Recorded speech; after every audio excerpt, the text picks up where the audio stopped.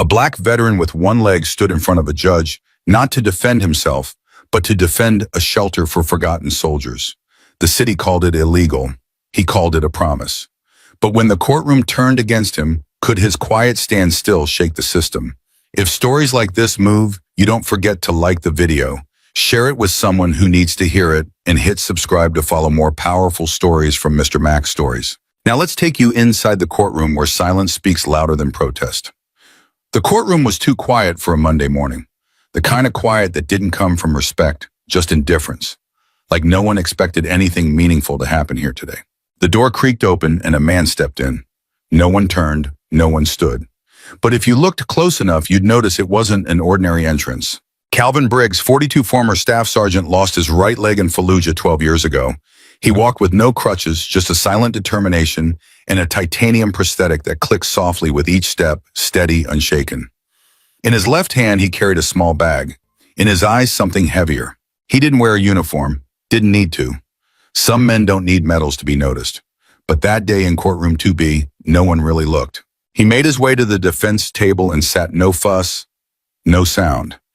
His suit was clean but worn, his presence quiet but firm, like a man who had learned that silence sometimes speaks louder than shouting. The charge against him was printed in black and white, obstruction of municipal enforcement. The real story. He refused to leave a condemned shelter housing dozens of homeless veterans, chained himself to a radiator pipe when the city came to clear it. No protest signs, no megaphone, just him and the men he refused to abandon. And now the court would decide whether that choice made him a criminal. At the bench sat Judge Eleanor Keene, 61, composed, razor sharp in the eyes, distant in the voice. She had seen hundreds of cases, thousands of faces. Hers was not a courtroom known for empathy. It was known for order, efficiency, closure. She glanced at Calvin for no more than a second. No raised eyebrow, no nod, no trace of recognition. Just a flicker in her gaze, the way someone might glance at a stranger who stepped somewhere they shouldn't. To her, he wasn't a soldier. He was a man who had broken protocol. She adjusted her robe and looked down at the docket. Calvin Briggs, she said flatly as though reading a file, not calling a name. Obstruction, civil disobedience. No plea entered yet. Defense counsel present. The air in the room stayed still. Even the ceiling fan above didn't hum. Calvin didn't look at her. He looked toward the back of the room, toward the empty seats meant for the public. Only a few were filled. One or two men in faded military jackets. A woman with graying hair and a small pin shaped like a folded flag. He took a quiet breath. They didn't see a threat. They saw a man who didn't walk away. But the question wasn't what they saw. It was what the court chose not to. People versus Calvin Briggs. The bailiff's voice echoed softly, cutting through the thin hush of the courtroom. Jordan Hale stood. Dark suit, clean lines, early 30s, polished. A man who knew his role, knew the rules, and knew how to keep everything measured, especially himself. He took one glance at the papers in front of him, then began. Your Honor, the city charges the defendant with unlawful occupation of a municipal property and interference with an official demolition order. On May 14th, Mr. Briggs refused to comply with direct orders to vacate a condemned shelter and remained on site well past the authorized deadline. He didn't look at Briggs as he spoke, just at the folder. Additionally, the defendant's presence appears to have influenced other individuals to delay evacuation, creating unsafe conditions for both workers and officers on site. The words were clean, neat, like the whole thing was just another zoning violation. Calvin sat still, his hands folded in front of him, not clenched, just calm. His attorney, Ray Wexler, shifted slightly in his seat, but didn't speak. Wexler had handled tough cases, angry clients, broken laws. But today felt different, not louder, quieter. He kept his eyes on the judge. Judge Eleanor Keene glanced up from the docket. Her voice was clipped without decoration. Mr. Briggs, she said, this is a court of law, not a therapy session, not a war memorial. Whatever you did overseas, however honorable, it does not exempt you from civilian responsibility. She leaned back slightly. This court doesn't weigh medals. It weighs actions. And you, sir, chose to ignore a direct and lawful order from the city. No emotion, no raised voice, just the kind of steady tone that comes from years of keeping things under control. Briggs didn't move, didn't answer. She tapped her pen once against the folder. You sat on a broken pipe in a condemned building, surrounded by exposed wiring, mold, instability. That's not courage, that's recklessness. Then she paused, looked directly at him, and added with the faintest curl at the edge of her mouth, "One leg or not, you really thought standing in front of a bulldozer was the right move." It wasn't loud, it wasn't shouted, but it cut.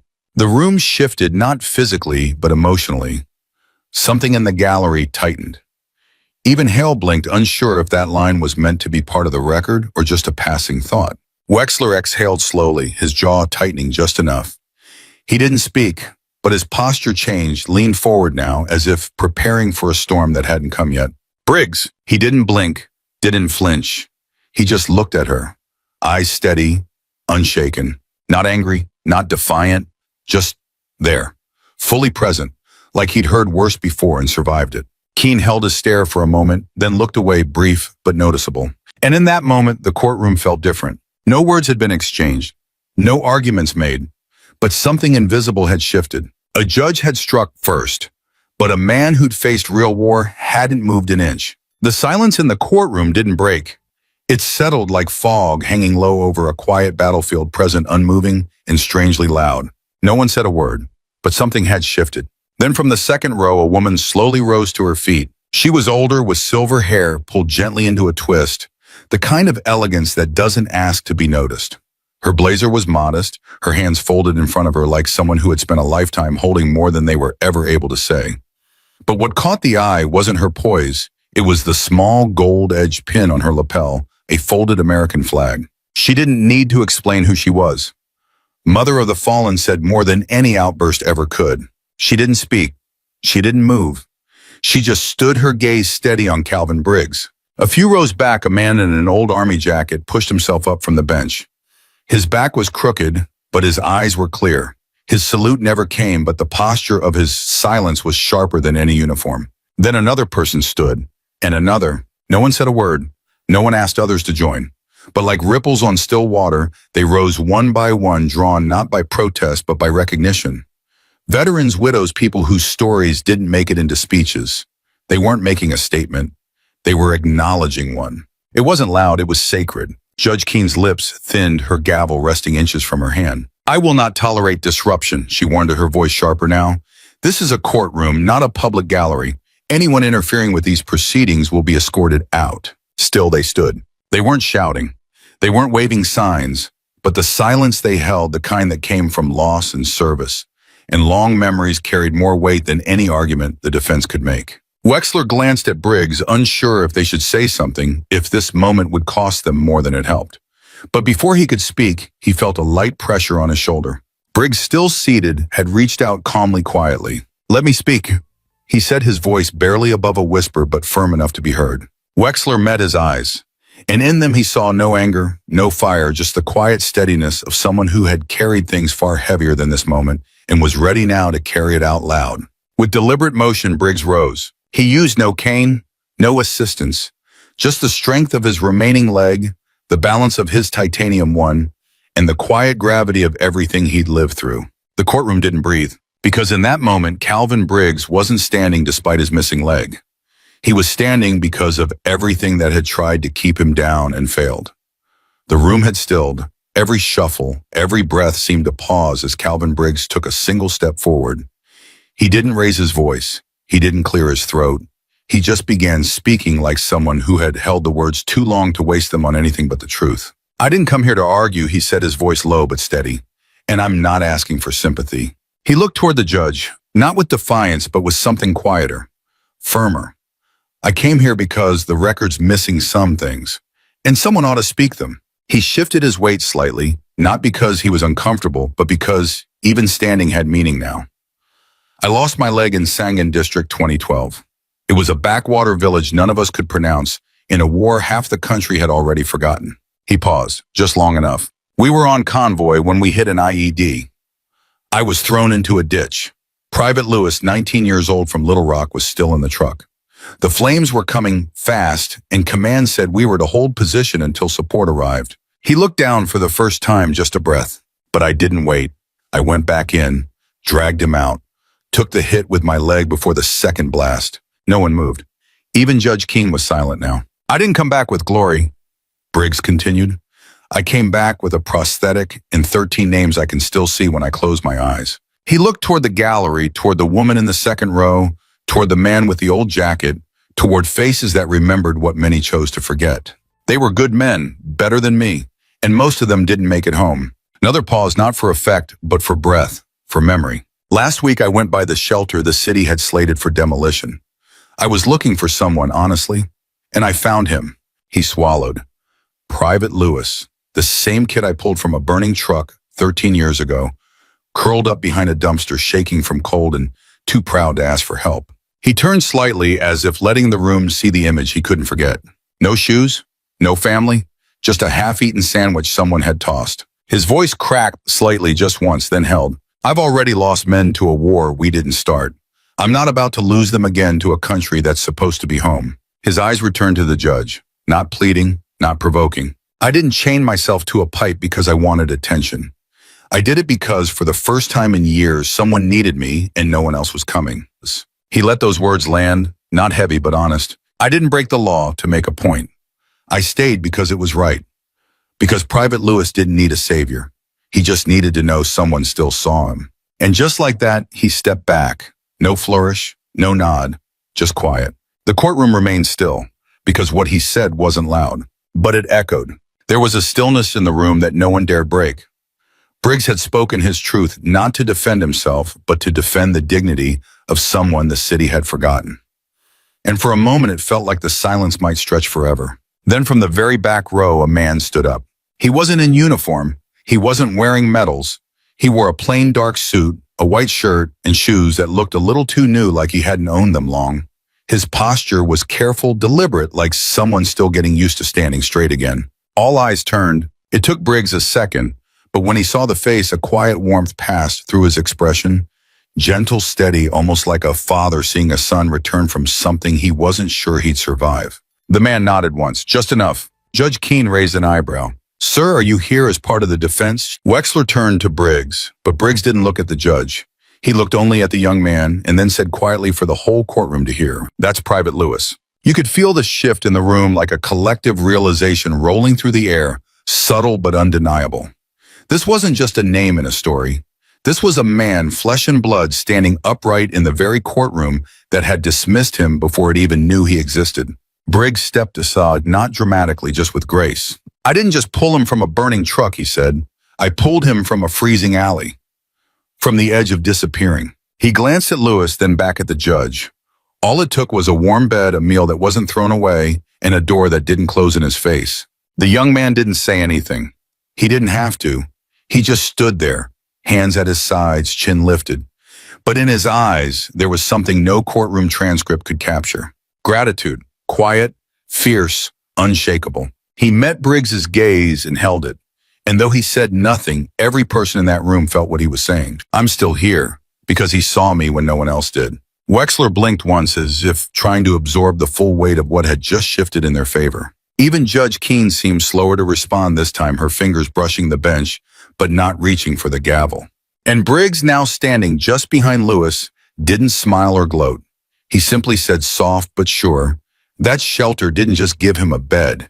It gave him a reason to stand back up. The boy he saved had become the man who showed up. And that, in the end, said more than any defense ever could. The warmth that had briefly filled the courtroom after Lewis stood after Briggs spoke was fragile. And like most fragile things, it didn't last. Jordan Hale stood from the prosecution's table, his face unreadable. "Your Honor," he said calmly, "the city calls its next witness, Mr. Ricky Langston, Director of Municipal Property Oversight." There was a pause. Even Wexler furrowed his brow slightly. He hadn't seen that name on any prior list. From the hallway, a man in a gray blazer stepped in. Late 40s, clean-shaven, well-rehearsed. He walked with the confidence of someone used to meetings and memos, not war zones. But there was a quick glance toward Briggs as he passed, and in that glance something flickered. Regret, guilt. Maybe. He took the stand, was sworn in, and cleared his throat like he'd practiced. "Mr. Langston," Hale began, "can you explain your interaction with Mr. Briggs regarding the condemned shelter?" Langston nodded. "Yes, sir. I was present during multiple inspections. Mr. Briggs was repeatedly advised to vacate. He refused. In fact, he encouraged a group of homeless veterans to hold the building against city crews. He kept his voice calm, too calm. He said, and I quote, 'If you won't protect us, we'll protect each other.'" A low murmur rippled through the gallery. Briggs didn't move. His face was stone, but his eyes locked on Langston. Hale pressed on. And did Mr. Briggs at any point act violently towards city staff? Langston hesitated just for half a second. Then yes, on May 14th during the standoff, one of our officers approached him to enforce the evacuation order. Mr. Briggs shoved him to the ground. We have the report. Keene straightened, her tone sharpened. Is this the first the court is hearing of an assault charge? Hale lifted a folder. Supplemental evidence, Your Honor.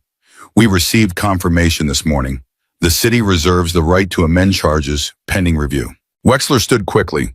Objection ambush testimony with no cross-checking or independent witness. Sustained for now, Keene said. But let the record reflect the testimony. Briggs hadn't spoken. He hadn't even flinched. But something in his posture changed barely. Like a wall had shifted behind his ribs. He looked at Langston, and Langston couldn't quite meet his eyes. They had known each other. That much was clear now. Maybe not close, but enough for it to hurt. Wexler leaned toward Briggs, whispering, Do you want me to press him? But Briggs just shook his head.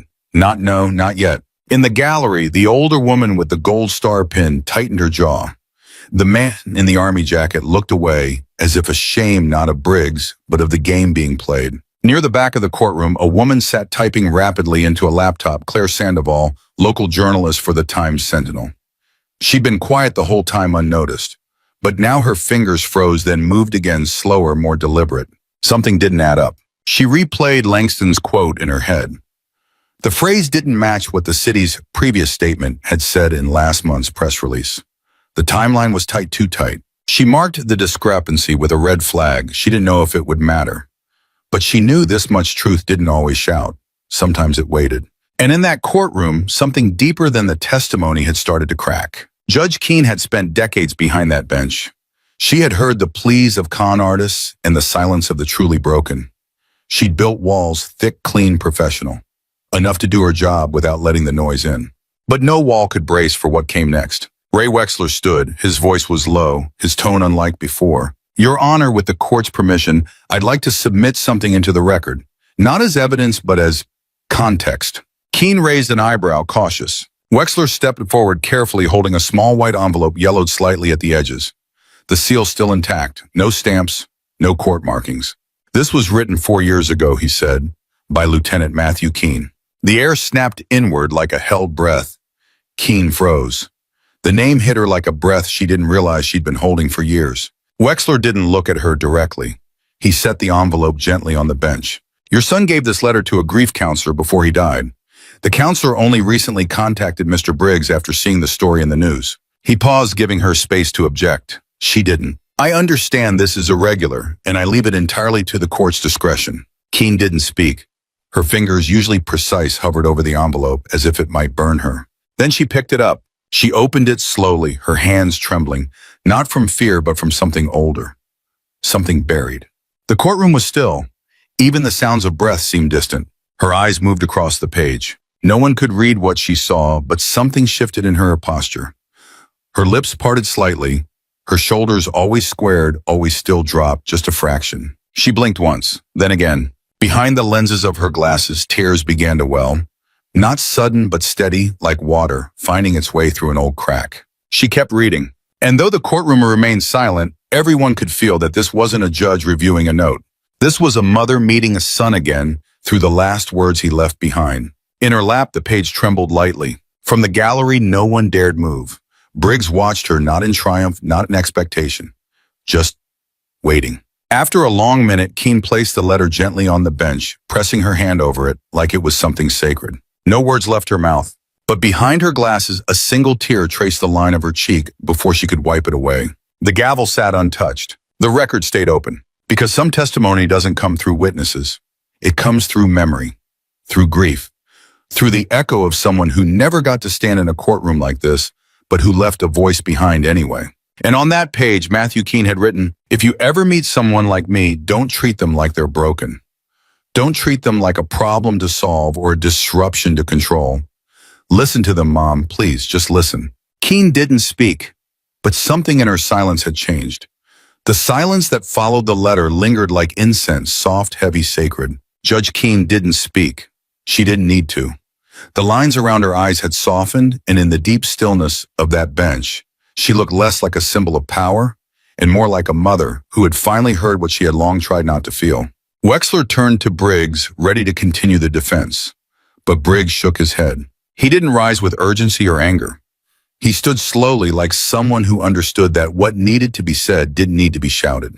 He faced the judge, then the jury, then the crowd, and finally the prosecution. But he didn't make a speech. He simply asked with quiet clarity, if kindness is now a crime, then what's left of justice? His words didn't land like an argument. They landed like a truth someone had always known but never said out loud. Then from beside him, Lewis stepped forward. The same young man who'd once been curled behind a dumpster was now standing straight, shoulders back, voice clear. If helping a soldier stay alive is something we punish, now he said, then maybe we're not putting the right man on trial. His voice wasn't bitter, it wasn't angry, it was simply tired of hiding. He looked out at the courtroom not in search of approval, but in search of recognition. Not just for Briggs, but for every man like him who'd ever been left behind. And then the door at the back of the courtroom opened. No one turned at first, but Wexler saw it, so did a few others. A tall figure in a navy blue blazer with a silver lapel pin and polished shoes stepped forward. Admiral Victor Barnes, retired, decorated, respected across every military branch. He said nothing. He didn't walk to the stand. He didn't hand over a letter. He simply stood at the back straight as a flagpole and raised his hand in a crisp salute directed at Briggs. For a long, stunned second, no one moved. Then someone stood, then another, then a third, and in under 10 seconds, the entire gallery, Gold Star mothers, veterans, journalists, janitors, rose to their feet. No one gave the order. No one made a sound. But in that moment, they were all answering a question that hadn't been asked with words, but with a life lived in silence and in service. Keene's hands rested on the bench. Her voice didn't come immediately. When it did, it was softer, not weakened but human. Court will recess for deliberation. She stood not as an authority figure, but as someone who had heard something she could no longer unhear. And as Briggs sat down beside Wexler again, he didn't smile. But he did breathe. For the first time that day, maybe for the first time in years, it was a breath not taken in defense, but in peace. The doors opened slowly and all heads turned, not out of curiosity, but out of something closer to reverence. Judge Eleanor Keene walked back into the courtroom. She was composed but changed. Not weakened, not shaken, but softened in the way stone softens over time from weather not wear. In her hand, folded and refolded, was the letter from her son. The crease marks were deeper now. She took her seat, looked down, then looked up. The courtroom quieted. I've spent 32 years behind this bench, she began. Her voice wasn't raised, but it carried. And in all that time, I believed that justice was meant to stand firm, that it could not be swayed by emotion, that it must remain untouched like marble. She glanced down at the letter in her hand. Her thumb brushed the edge. But marble doesn't bend. It cracks. It shatters. And if justice cannot listen, then it's been blind for longer than we care to admit. She took a breath. I came into this courtroom expecting to weigh laws. What I found was a man who carried something far heavier than a statute. He carried our conscience. The room remained still, but the air had changed. You could feel it. She turned her gaze to Briggs. Mr. Briggs, this court acknowledges the technical violation remaining in a condemned building failing to comply with municipal orders. A pause. But this court also acknowledges something far greater. Her voice thickened just slightly, but she held her ground. You did not break the law to do harm. You broke a rule to preserve humanity. You did not act in contempt of this court. You acted in compassion for someone this system had forgotten. She folded her hands slowly. This court rule's violation is administrative, not criminal. No charges will proceed. No penalties assigned. Briggs didn't move, didn't smile. He just closed his eyes for a moment.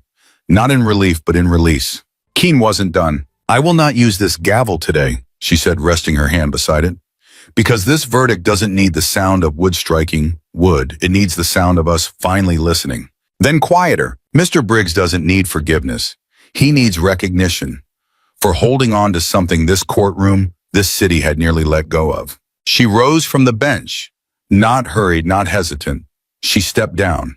And for the first time in her long career, she walked the short distance from her chair to the defendant's table. She stood before Calvin Briggs, and she extended her hand. Thank you, she said, her voice barely above a whisper. And in that moment, it wasn't a judge speaking to a defendant. It was a mother acknowledging a man who had carried her son's words when she hadn't been able to. And the entire courtroom, once a place of prosecution, became for one breathless moment a place of peace. A month passed, and where once there were bulldozers and boarded windows, now stood a hand-painted sign under soft morning light. The Briggs house, no one left behind. The shelter had been spared, not by decree, not by campaign, but by truth. Quiet, undeniable truth. Inside, the chipped walls had been repainted. The floors still creaked, but now they creaked under footsteps of hope. In one room, Darnell Lewis sat at a table with two young veterans barely out of their teens. He wore no uniform, but they listened like he had earned every stripe imaginable. He wasn't just a counselor now. He was a reminder. Survival wasn't the end of the story, it was where healing began. Near the window, a girl, maybe 7, maybe 8, curled up with a donated book, lips mouthing words slowly, carefully. She'd been homeless just 6 months ago. Now her shoes were clean, and the window she read beside was hers for as long as she needed it. On the eastern wall hung a new frame. Inside was a photo, Lieutenant Matthew Keene in uniform, laughing carefree, caught in a rare moment of joy. Below the frame, a small plaque read, "He found peace here." It had arrived by mail, along with a short note in neat cursive. "If justice begins with listening, then let this be the place where it starts again, E. Keene." And on a quiet Thursday morning under a silver sky, Calvin Briggs stepped through the courthouse doors for the last time. The rain was soft, not enough to soak, just enough to remind you were still alive. Reporters waited. Cameras hovered. Someone shouted, "Mr. Briggs, do you have a statement?" He paused on the steps, the city stretching behind him. Then without hesitation, he said, "Dignity doesn't belong to those in power. It belongs to those who never stop standing, even on one leg." And with that, he walked into the rain, not as a defendant, not even as a hero, but as a man who had reminded an entire nation what justice could still look like when it finally found the courage to listen. This story wasn't just about a courtroom. It was about dignity, about the kind of quiet courage that doesn't make headlines but changes lives. Calvin Briggs didn't fight for a verdict. He stood for something deeper, that no one should be forgotten, and no act of kindness should ever be put on trial. If this story moved you, if it made you pause, reflect, or even tear up a little, please consider giving it a like and sharing it with someone who needs to hear it. And if you're someone who believes in stories that speak to the heart, that lift up truth, justice, and the quiet strength of ordinary people, subscribe to Mr. Max Stories. Every view, every comment, every share helps us keep creating stories that matter. Your support isn't just appreciated, it fuels our passion to keep going. Thanks for being here. We're honored to tell these stories for you. Now let's get ready for the next one. She exposed corruption in a weapons contract and made enemies in high places. Now this Black Army general faces life in prison for a crime that never happened. But when the judge slams the gavel, she makes one silent call, and everything begins to unravel. Will the truth survive in a system built to silence it? If stories like this move you, don't forget to like the video, share it with someone who believes in justice, and subscribe to hear what happens when power meets its match. Now let's go back to where it all began. The courthouse parking lot was quiet that morning. Just the low whir of an aging AC unit humming from the building side and the occasional crunch of gravel under the tires of early arrivals. Nothing about the scene hinted that someone extraordinary had just pulled in. A dusty rental car eased into the back row. No escort, no flags, no tinted windows. The woman who stepped out moved with a calm, unhurried precision. Her uniform was crisp, though the fabric spoke of years in sand. Her boots bore scuff marks that only came from foreign soil. And across her chest, a row of medals caught the soft morning light, like distant memories, unpolished, unspoken, undeniable. But no one saluted. No one even looked up. Inside the courthouse lobby, a deputy leaned close to a younger officer and whispered, "She thinks a badge and a star buys her immunity." Celeste Harper didn't flinch. She had heard worse. In enemy territory. On U.S. soil. Sometimes from the very men who stood behind her in rank but never in courage. She moved through the metal detector without a word, her bag already cleared her gaze forward. The building smelled of lemon disinfectant and stale paper. She had walked into more dangerous rooms, but never one this quiet. At the far end of the hall outside courtroom 2B, she paused. Not to gather strength, she had more than enough of that. But to look, to really look. She reached into her inner jacket pocket and pulled out a small photograph, folded carefully along lines that time had tried to erase. 6 soldiers, sunlight, laughter caught between the edges. Afghanistan 2009. 2 of the men were gone. One to an explosion, one to a silence no one had seen coming. Her fingers hovered over their faces. A private who always carried candy in his vest pocket. A medic who sang out of tune but never missed a step in the field. They had followed her into hell and never once asked if she knew the way out. She closed her eyes just for a second. Then a whisper under her breath, so soft it was more breath than sound. I didn't come here to be defended. I came here to remember who I serve. She slid the photo back into her jacket, adjusted her collar, and stepped through the door. Courtroom 2B had seen better decades. The benches creaked, the lighting flickered, and the seal above the judge's bench had a crack through the eagle's wing. The place felt tired, like it had heard too many lies and too few truths. The prosecutor didn't look up from his notes. The defense attorney, a court appointee with smudged glasses, barely glanced at her. He looked like a man still waiting for his coffee to kick in. Celeste walked to the defendant's table and sat down. Straight back, hands folded, no tapping, no twitching. She didn't scan the room. She knew how many eyes were on her. She also knew which ones mattered. Somewhere in the second row, a young man in civilian clothes leaned forward, narrowing his eyes. "Is that her?" he whispered. A quiet reply came from his left. "Yeah, that's Harper, the one they said disappeared years ago." Celeste heard them. She didn't turn. The bailiff entered. "All rise." Chairs scraped. Conversation stopped. Judge Mason Clark emerged from the side chamber robes, flowing behind him with the weight of a man who once believed in something more than order. He didn't look at Celeste, not yet. He settled into his seat, opened the docket, and spoke without lifting his eyes. "This court is now in session. The matter before us, the state of Louisiana versus Celeste Marie Harper." A soft murmur moved across the room. A pause. A shift. As if the room all at once began to realize the weight of the name it just heard. Celeste looked up, not at the judge, not at the lawyers. She looked past them, at the worn seal above the bench. "We the people." She had sworn her life to that phrase in more places than she could count. Now she sat beneath it, not as a hero, not as a soldier, but as the accused. And in that stillness, in that silence, something ancient stirred in her chest. Because sometimes the most dangerous battlefield is the one where no one sees the war coming. The prosecutor rose slowly, adjusting his cuffs like he had all the time in the world. His voice, when it came, was steady, but too steady, like it had been practiced, polished, printed out in someone else's office the night before. "Your Honor," he began, "this is not a case of mistaken identity. This is a case of misused authority, of a decorated military officer abusing her position to intimidate law enforcement and compromise public safety at a federally regulated transportation hub." The courtroom didn't gasp. It didn't need to. The absurdity didn't land like a bomb. It spread like fog, slow creeping and hard to name at first. The prosecutor walked deliberately, not pacing but circling. He laid out the charges. Count 1, threatening national security on federal property. Count 2, impersonating federal authority to coerce public officials. Count 3, aggravated assault with a deadly weapon during an encounter with airport security. Celeste sat still. She didn't even blink. She was approached, the prosecutor continued, by a uniformed officer at the security checkpoint who requested standard identification. Instead of complying, she became hostile. According to sworn testimony, she placed her hand on what appeared to be a sidearm and used threatening language claiming she had federal jurisdiction. He paused for effect. She refused to produce her ID. She escalated the situation. She used her rank as leverage. She acted like she was above the law. There was no video.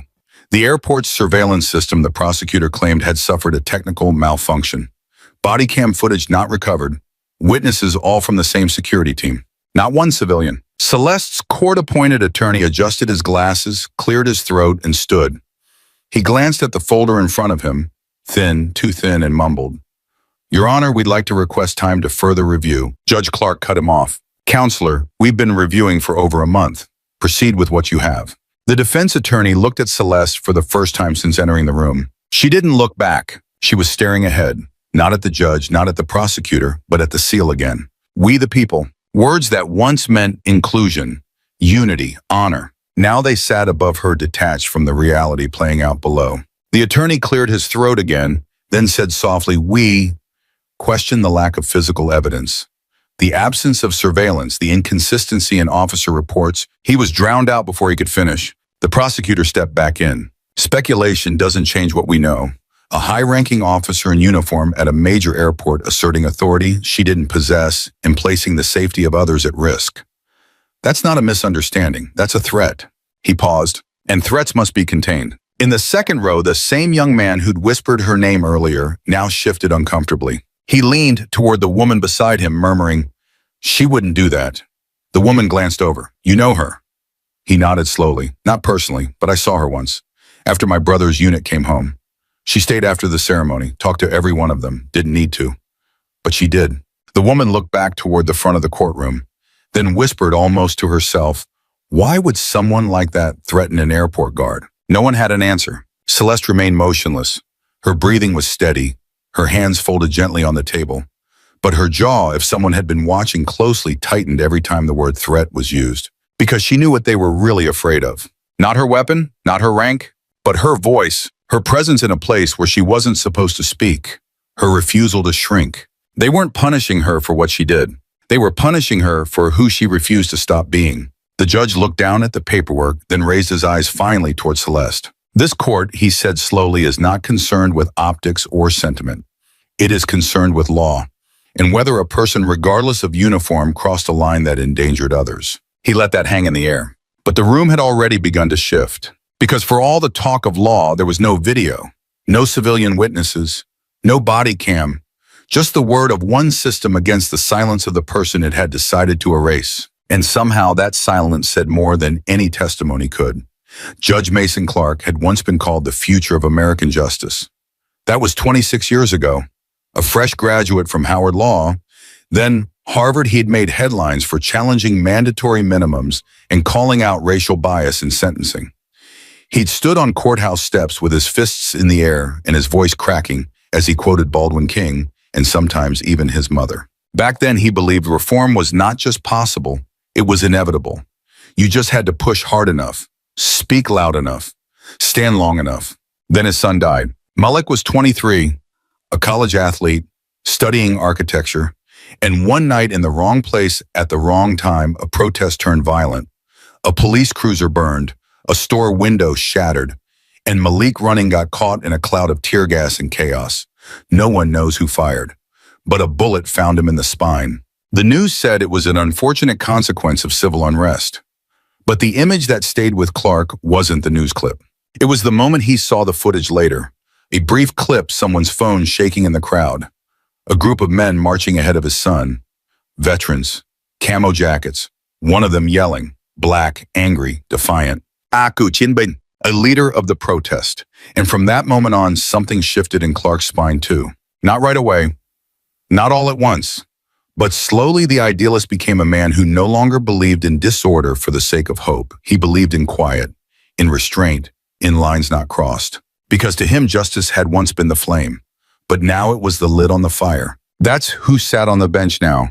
Mason Clark, age 61, respected, firm, meticulous. A man who believed that emotion blurred the law and idealism got people killed. He looked at Celeste Harper the way a man looks at something he's already judged. Not because he knew her, but because he knew what she represented. Uniformed, decorated, loud in silence. Like the man in the protest footage. Like the symbol that stood between what he lost and what he never got back. The defense attorney cleared his throat. "Your Honor, we request permission to delay the ruling while we pursue additional evidence from airport staff, potentially unaffiliated witnesses." Clark didn't look up. Request denied. A pause. The attorney tried again, his voice quieter. "There's still a question of missing surveillance footage." "Counselor," the judge said flatly, "this court isn't built on hypotheticals. You've had ample time to prepare. Proceed." The lawyer glanced at Celeste, still seated, still unmoving. She hadn't blinked since the hearing began. He looked back down at his notes, thin, recycled notes with nothing new to offer. Clark shifted in his seat, his voice now aimed directly at the defendant. "Colonel Harper, your commendations are not on trial here. Your service, while noted, does not place you above accountability." Celeste didn't answer. She didn't even change expression. She let the weight of his words pass over her like desert wind. Clark hated that, the stillness, the control. It reminded him too much of the speeches he used to give, of the protests he used to believe in, of the fire he used to think meant truth. But fires burn uncontrollably. They consume what you love before you realize it's gone. Now he no longer saw rebellion as courage. He saw it as chaos. And if order had to come at the cost of pride or fairness or mercy, so be it. In his mind, Celeste wasn't being punished for what she did at the airport. She was being contained before she could do worse, before her presence inspired someone else to believe they too could challenge authority. He looked down at the paperwork again. The lines were all filled, the signatures aligned, the process complete. Defense has nothing further, he asked without looking up. The attorney shook his head, not because he was finished, but because there was nothing left to reach for.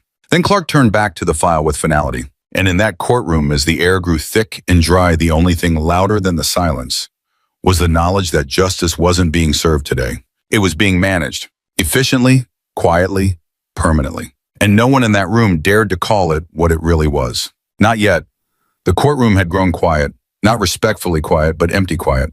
The kind of quiet that slips in when everyone senses what's about to happen, but no one wants to be the first to say it out loud. Judge Clark shuffled the papers before him like a man convincing himself of a decision already made. The court, he said, evenly has reviewed the testimonies, provided the corroborating statements from airport security and the official incident reports filed within 24 hours of the event in question. He didn't mention the missing video, didn't acknowledge the broken camera system, didn't refer to the absence of any civilian accounts or independent footage, because technically he didn't have to.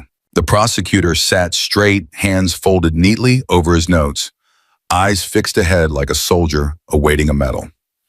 The defense attorney leaned back slightly as though distance might soften what was coming. Clark continued, "The defendant, Colonel Celeste Harper, stands accused of multiple federal offenses, namely the unauthorized use of perceived military authority in a civilian setting, obstruction of lawful orders, and implied threat of violence with a service-grade weapon." He glanced at Celeste. She didn't move. In considering the defendant's military status and her training in combat situations, the court cannot ignore the increased responsibility that such rank carries. A trained soldier is not an ordinary citizen. Her actions therefore carry a heightened weight. The potential consequences of such behavior, particularly in a high-risk setting like an international airport, could have led to mass panic or loss of life. A low breath escaped someone in the gallery. The judge's voice grew sharper. In the interest of national security and in recognition of the defendant's failure to comply with lawful authority, the court hereby sentences Colonel Celeste Marie Harper to life imprisonment without the possibility of parole. No one moved at first, not even the judge, like the words needed a moment to settle before anyone dared to believe them. Then came the sound, a chair scraping against the floor. A man stood tall in his 60s, wearing a jacket lined with military pins. His chest rose as if he'd taken a bullet in that moment. His voice cracked as it broke the room's silence. "You just locked up a war hero," he said, trembling with disbelief while cowards walk free. Judge Clark banged the gavel once. "Remove him." A bailiff moved, but the man didn't resist. He stepped back on his own, his face pale with anger and grief. As he turned to leave, he looked once at Celeste. She didn't look up, didn't blink, didn't even shift in her seat. The bailiff stood beside her now, waiting. But Celeste wasn't finished. She slowly reached into the front pocket of her uniform.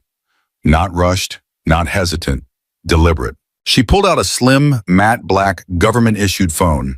No one reacted at first until she placed it on the table, unlocked it with a thumbprint, and tapped once on the screen. A soft tone chirped, barely audible, but sharp enough to cut through the weight in the room. She leaned forward slightly, spoke calmly, clearly. "Fallback protocol, Code Orion." The judge glanced up. The prosecutor shifted in his chair. The bailiff furrowed his brow. No one else in the courtroom understood what they just heard. But 300 miles away, in a secure communication wing of the Pentagon, a red light blinked on a terminal that hadn't been activated in over a decade. An analyst stared at the screen, then stood up fast enough to knock over his coffee. Within 2 minutes, a direct alert was routed through military channels. Within 10, 2 separate departments had flagged the case. And within 15, a classified chain of command had just been unlocked. Back in the courtroom, none of that showed. Celeste locked her phone and placed it back in her pocket with the same slow care. The defense attorney turned toward her, eyes wide with confusion. But she didn't explain. She sat, steady, unshaken, because she'd been trained for this. Not for the trial, not for the sentence, but for the moment when the system stopped pretending it was just, and still she said nothing. Because there are kinds of truth too dangerous to speak aloud. And sometimes the strongest answer is the one that waits. The bailiff finally gestured toward her. "Ma'am," he said softly. She stood, one step back from the table, One glance at the cracked seal above the judge's bench. Then she turned and walked toward the exit. No struggle, no protest, no dramatics. Just a quiet soldier leaving a battlefield that never once called itself a war zone. But she knew better. It was, and it had just begun. James Ortiz hadn't worn a uniform in almost 5 years, but he still woke at 0500 out of habit. The limp in his left leg was a daily reminder of the tour he never got to finish. The prosthetic was good government-grade top of the line, but some mornings, especially the colder ones, it still hummed with the ache of a war long over. He sat on the edge of his bed in a small apartment outside Shreveport, staring at the grainy live stream from the Crestwood County Courthouse. He'd been watching since the hearing started, watching and not moving, except to clench his jaw when they read the charges. He knew Celeste Harper, not well, but well enough to owe her everything. She had been his commanding officer in Helmand. He was a combat systems tech, sharp, fast, and too confident for his own good. One bad intel report and a misread terrain map had put his unit into a kill zone. He'd lost a leg. A few others had lost more. But Celeste, she stayed behind during the extraction, refusing to board until every one of her men, alive or not, was accounted for. She carried Ortiz on her back through shellfire and broken ground. And later, when the brass tried to cover the botched op and quietly cut off his disability claim, Celeste wrote a 12-page report, attached every after-action review, and personally hand-delivered the file to a Pentagon contact she trusted. He got everything she promised. So when he saw her sitting alone at that defendant's table, surrounded by silence and swallowed by shadows, James Ortiz knew something was wrong, deeply wrong. He turned from the screen and opened his laptop. The interface looked simple, just a few folders, a chat box, a passive comms scanner, but every line of code behind it was custom-built. Within an hour, he'd pulled the arrest reports, local news archives, and redacted FAA incident summaries. None of it made sense. The narrative was stitched with thread too neat, too convenient. A broken camera system, missing logs, all officer statements aligning word for word. He dug deeper, and that's when he found it. Hidden behind the purchase orders for airport security contracts was a shell company, Artonic Solutions LLC. Nothing unusual until he cross-referenced it with a procurement pipeline out of Fort Campbell. That's where it clicked. Celeste had filed a preliminary ethics complaint 2 months before her arrest. The complaint never made it past internal review, but a copy, unsigned, unprocessed, still existed in an encrypted backup folder she had shared with a retired colleague. Ortiz had seen just enough of it to understand the company Celeste flagged was involved in a weapons system audit, one with major defects covered up through falsified stress tests, billions in contracts, and a list of private investors buried under layers of corporate shielding, including at the bottom of a chain traced through 3 holding firms, one name. Mason R. Clark, not as judge, as investor, silent, protected. James leaned back in his chair. He stared at the screen for a long time, breathing through his nose. Then he got to work. He copied everything, metadata, IP trails, timestamps. He zipped the folder, encrypted it 3 times, and split it into 6 parts. Then he reached out. A secure connection, a name only Celeste had ever mentioned. Elise Tran, former legal counsel to the Joint Chiefs. Retired 2 years ago, off the grid mostly. But Ortiz knew how to find people when it mattered. The file uploaded, 43 seconds. Before he hit send, his screen blinked. A ping. Unusual. External echo on a private line. He froze, watched it repeat. Someone was watching his connection. He yanked the drive, flushed the cache, and shut down the terminal. Cold sweat pooled at the base of his spine.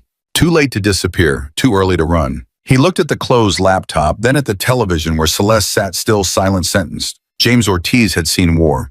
He'd seen men run toward fire and men run from it. But right now, he saw something worse. He saw the machinery of silence, quiet, well-oiled, and moving against someone who had once saved his life. And he knew without question that it was now his turn to return the favor. In a secure office 6 floors beneath the Pentagon's E-ring, a low-priority alert blinked on a screen that rarely lit up. It was a legacy protocol, Orion Fallback Level 2, tied to a list of trusted personnel flagged as high-sensitivity operatives. The name beside it hadn't pinged in years. Harper Celeste M. The technician on duty paused, wiped her hand on her pant leg, and clicked open the metadata. The signal hadn't come through military comms. It came from a civilian courthouse in Louisiana, Crestwood County. That made her sit up. She tapped into the federal case management system to pull the relevant files. Nothing came up. No arrest notice, no transfer request, no federal holding documentation. Just silence, which was impossible. Colonel Celeste Harper was still an active duty officer of the United States Army Reserve. Any detainment, especially involving national security charges, should have been registered with the Department of Defense, Department of Homeland Security, and flagged by the DOJ. But there was nothing. She escalated the alert. By the time the file hit the Office of the Undersecretary for Intelligence, a team of legal analysts had begun reverse tracking the incident through state-level databases. They found vague charges, broken records, contradictions. And that's when someone picked up the phone and called the FBI. By 10:42 a.m., a federal liaison at the Bureau's New Orleans field office made a formal request to Crestwood County Courthouse. Transfer all documentation and digital records pertaining to the detainment and trial of Colonel Celeste Harper. Within 15 minutes, they got a reply. Request denied. The official reason: the matter falls under state jurisdiction. Our systems are under administrative security, lockdown, pending internal review. In other words, not today. Back at the courthouse, Judge Clark sat in his chambers, the door shut behind two local attorneys who had just delivered the message. He wasn't surprised. The machine was working exactly as it should. Let them knock, he said, quietly sipping lukewarm coffee. This isn't Washington's case. It's mine. One of the attorneys shifted uncomfortably. Sir, the FBI usually doesn't make requests. They make demands. Clark didn't blink. They don't scare me. They don't know the ground. They don't know what's at stake here. What exactly is at stake? The younger one asked before he could stop himself. Clark turned to face him, eyes sharp behind his glasses. Order, he said. Discipline. The idea that rank doesn't make you untouchable. That uniform doesn't excuse behavior. That chaos doesn't come dressed in medals. The room went quiet. In the hallway outside, a clerk passed the closed door carrying a sealed envelope marked "Do Not Scan." Inside the clerk's station, digital logs were being pulled and wiped. Slowly, deliberately. Not all at once, just enough to delay. Enough to force questions into voicemail inboxes. Enough to buy a few hours. Across the state line, FBI analysts flagged the firewall resistance from Crestwood's servers as non-compliant. They filed a motion to escalate jurisdiction under national security parameters. But motions took time. Clark knew that. He was counting on it. Because the longer the file stayed sealed, the harder it would be to reassemble. The deeper the evidence went into state-locked archives, the more they could redact, reshuffle, revise. Bureaucracy wasn't always about obstruction. Sometimes it was just about pace. Outside the courtroom, the temperature was climbing. The local news vans were just starting to arrive, chasing a scent they didn't understand. A high-ranking officer on trial, accusations of federal overreach, rumors of Pentagon involvement. But no one had a full story, because the people who had the truth were either gagged, gone, or playing defense. And at the center of it all sat Celeste Harper. No longer in uniform, but still on duty, still silent, still dangerous. And still, even now, no one could explain what exactly had gone so wrong, or why the system seemed so desperate to make sure no one ever would. James Ortiz never liked routine. It made you predictable, and predictable got you killed. So he changed his schedule, swapped out his usual route, used backdoors, and borrowed networks. He even left his phone in a metal sink in a laundromat across town. But it wasn't enough. They came for him at 3:47 p.m., just 2 blocks from the VFW hall, where he was supposed to meet a friend from the old unit. Black SUV, civilian plates. The kind of quiet that didn't belong to thugs or debt collectors, but people with clearances, guns, and orders not written down. He didn't run, didn't raise his voice. He just stood on the sidewalk as a man in a brown blazer stepped out, flipped a badge without a name, and said, "Mr. Ortiz, we need you to come with us. You're being detained for unauthorized access to protected federal systems and possible distribution of classified materials." Ortiz gave a tired smile. "Ah," he said, "so you found the breadcrumb trail." He didn't resist. They didn't cuff him, not there at least. Optics still mattered in certain zip codes. But once inside the car, the questions came fast. Who else had he contacted? Where was the backup data stored? Was he working alone? He gave them nothing. Not because he was a hero, because it was too late for them to stop it. Because the files were already gone buried in places they wouldn't find before the right people found them first. When they reached the federal holding site, he was pushed into a gray room. Cold, featureless, a camera humming in the ceiling corner. They left him there. No clock, no water, no voice, just time.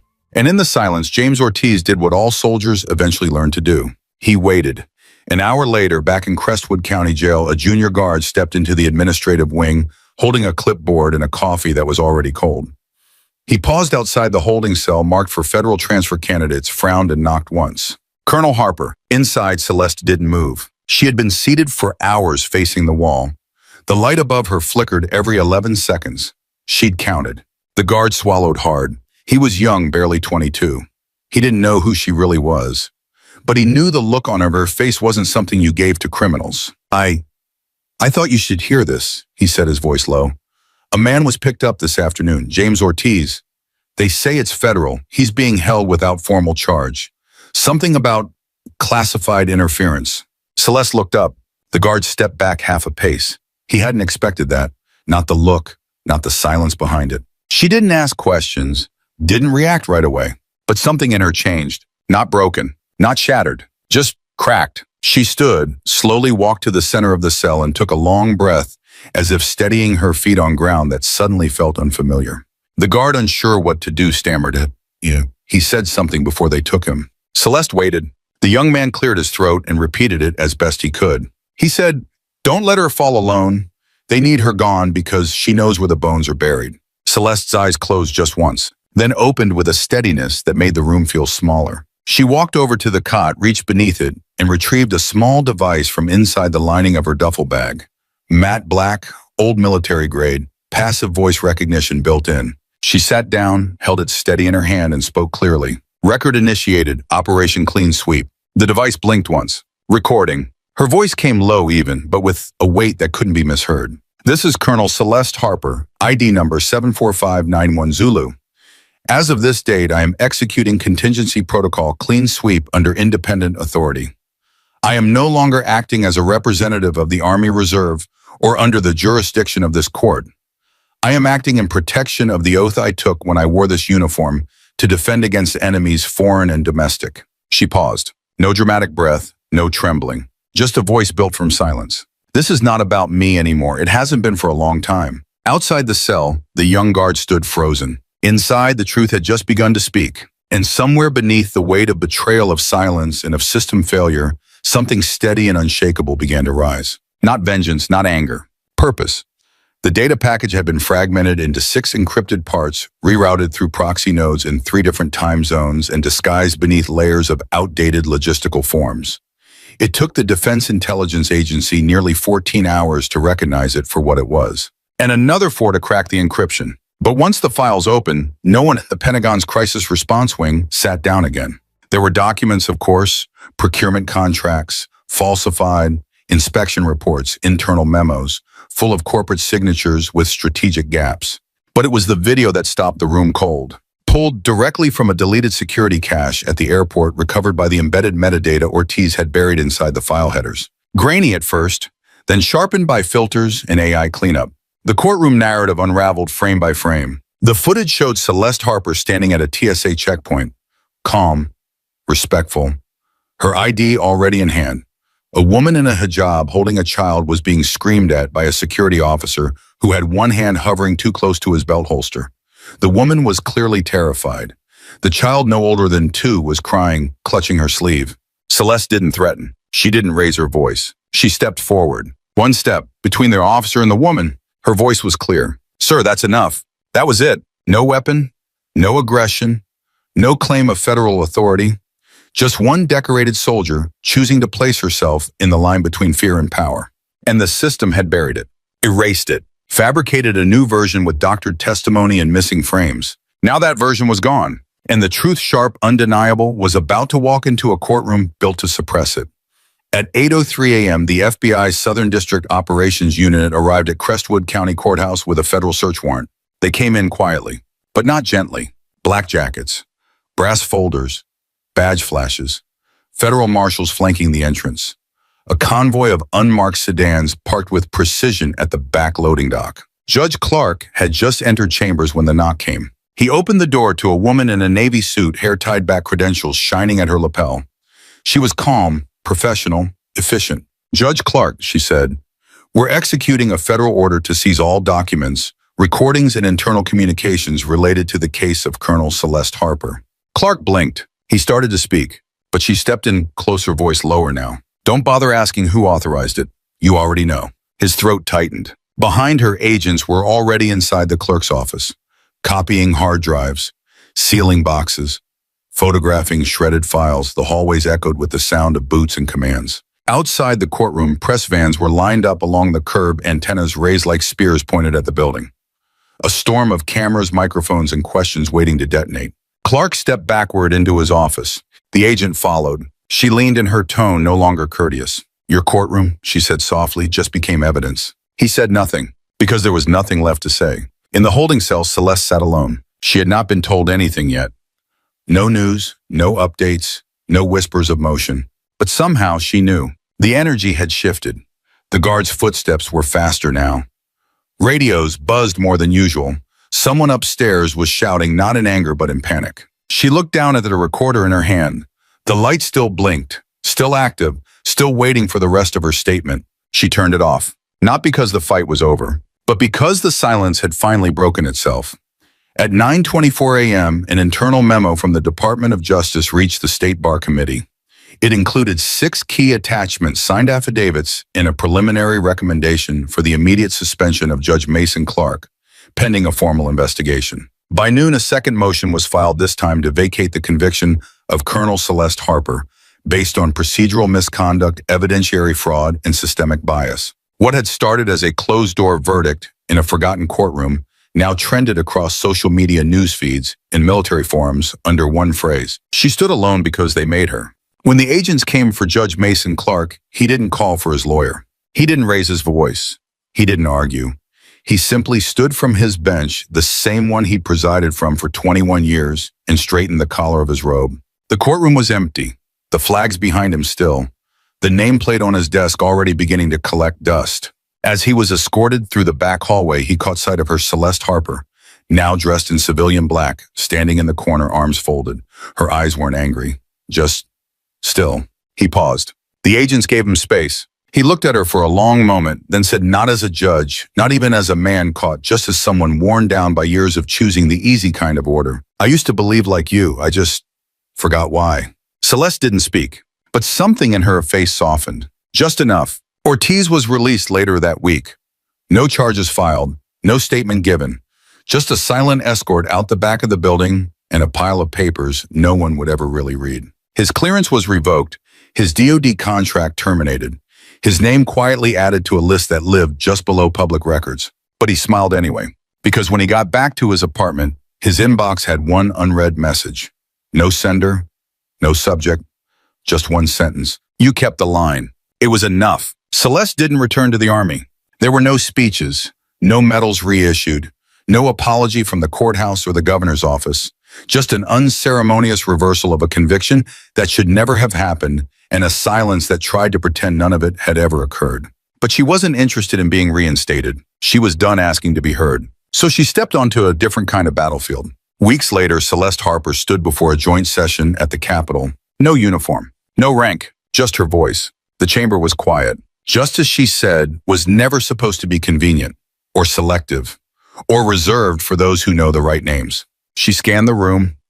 Some looked at their phones, others avoided her eyes. She didn't care. When a system fears those who serve it with honor, it's not the system that needs protecting. No applause, not yet, just the kind of silence that meant someone had been forced to think. Outside the Capitol, it was raining. A woman in a red coat stood waiting with an umbrella. A reporter asked her if she thought Colonel Harper would run for office. The woman shook her head. She doesn't want power, she said. She wants memory. Somewhere far from Washington, a small plaque was added to the back wall of a forgotten VFW hall. No ceremony, no ribbon, just a name. C. Harper, served in Sudham, and underneath it, etched in worn brass, the final words of a story not told on television, not taught in classrooms, but remembered where it mattered. Justice isn't loud. Sometimes it's the quiet voice that refuses to disappear. Some battles are fought without bullets. Sometimes standing up means standing alone until the truth finally catches up. If this story moved you, take a moment to hit the like button, share it with someone who still believes in quiet courage, and subscribe to Mr. Mac Stories for more powerful narratives just like this. Your support means more than you know. It gives our team the drive to keep telling stories that matter. Stories that don't just entertain, but remind us what justice, dignity, and conviction really look like. Thank you for being here. We'll see you in the next one.